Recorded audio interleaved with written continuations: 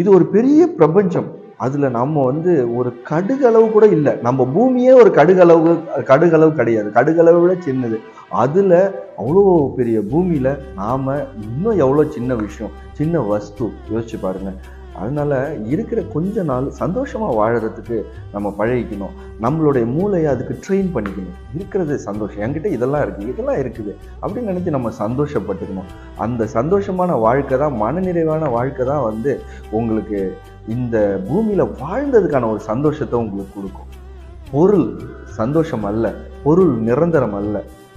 மன நிம்மதி அதுதான் நிரந்தரம். வாழ்க்கையில அடுத்தவங்களுக்கு உதவி செய்து இப்படி ஒரு மனுஷன் வாழ்ந்தாயா, இவன் நல்லவன், இவன் இப்படிலாம் நம்மளுக்கு எல்லாருக்கும் உதவி பண்ணுவான், அவன் இந்த இடத்துல இருந்திருந்தா அவன் இந்த மாதிரி இந்த வேலையெல்லாம் செஞ்சு கொடுத்துருப்பானே அப்படின்னு ஒரு தாக்கத்தை ஏற்படுத்துறீங்க இல்லையா? அதுதான் வந்து வாழ்க்கையில நம்ம சம்பாதிக்க வேண்டிய உண்மையான சொத்து.